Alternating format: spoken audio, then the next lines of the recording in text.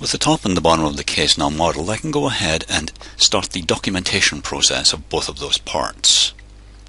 I've opened up a new drawing, and I'm going to change the properties. I like to change the name, in this case something meaningful such as Assembly.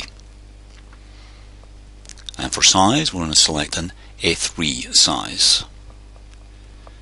That title block's a bit large, so I'm going to delete that one and add the smaller version of the title block. I'd encourage you to create your own title blocks.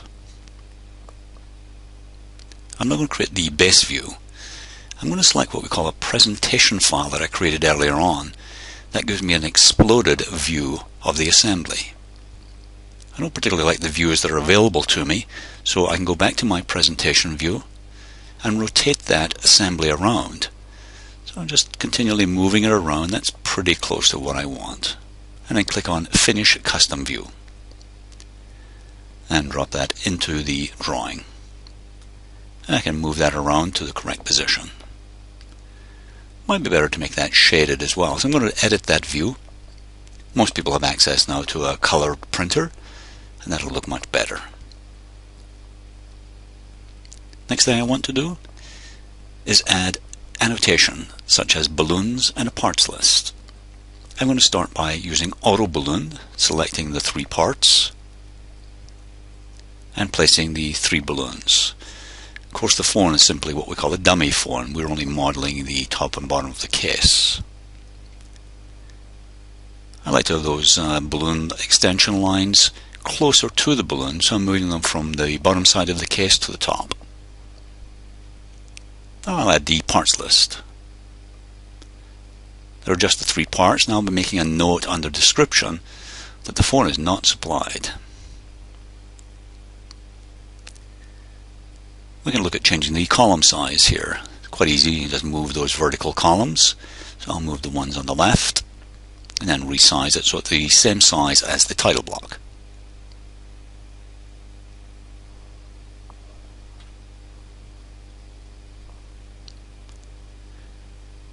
With the assembly drawing complete, I'm going to start looking at the case top and bottom. So I've created a new piece of paper and I'm going to edit the properties, changing the name in this case to case top. I can start the process of adding or placing the base view and then projecting views from that. Similar process as to before. I don't quite like the views that are available to me, so I'm going to go out and select a custom view. In this case, I want to be looking at an edge with the open part of the case facing upwards. Unfortunately, it's facing downwards now, so let me change that. I'm going to rotate it around a couple of times. That looks good. And I'll place that in the drawing. Project my views. I'm going to create a front, top, right side, and an isometric. And there are the 4 views. Now I've moved them around a little bit, and I've also changed the isometric to a shaded view. What I want to do now are create section views. The interior details of the case are a little bit complex, and when I add my dimensions, I want to be able to add those to solid lines. So there's the first section through the middle of the top view. And I'm going to create a section through the front view. There's going to be 2 sections through the front view. Let's have a look at the first one. Place it off to the right. I'm going to be moving these around just a little bit later. I don't quite like what that's showing, so I'm going to reverse the direction. That's better. Now I can see the details at the back of the section, which will be helpful for dimensioning. And the third section view, again off the front view. Continue on with that. You can see why it's getting a bit crowded over there, so I need to move those. To move the sections, I have to break the alignment. So I'm going to do that a couple of times for each of the section views. Place them approximately. I've got a better routine for fixing that in a moment, which I'll show you. Again, I need to break the alignment, move it into position.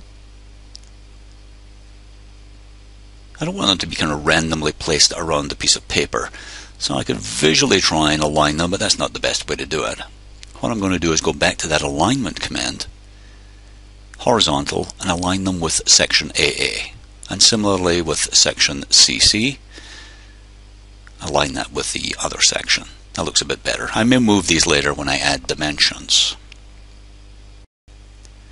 So I have all my views created. What I can do then is start the process of annotating, and I'm going to do that by adding center marks. There are lots of center lines and center marks to be added to this drawing.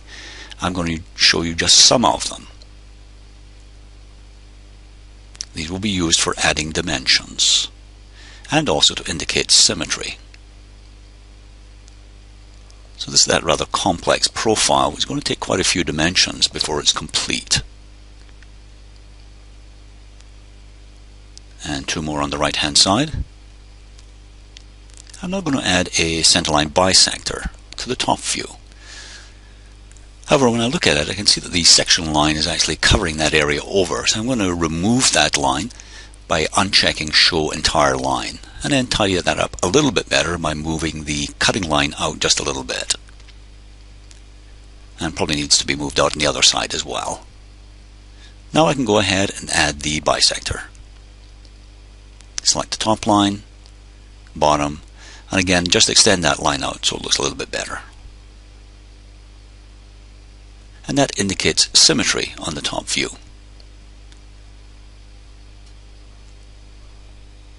With all the center lines added that I need at the moment, I'm going to start adding dimensions. And I always like to think of overall length, height, and width to get started.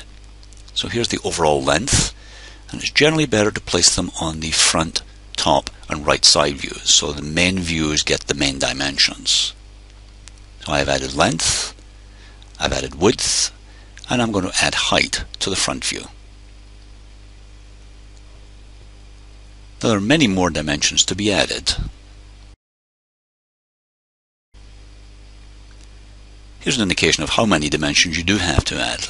Let's have a look at the top view and the front and right side view.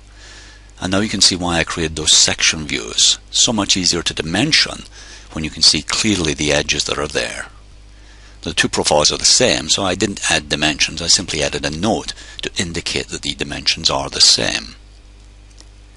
With the case bottom, I've also gone ahead and added the dimensions, the three section views, and all the necessary dimensions added. I've also added to the title block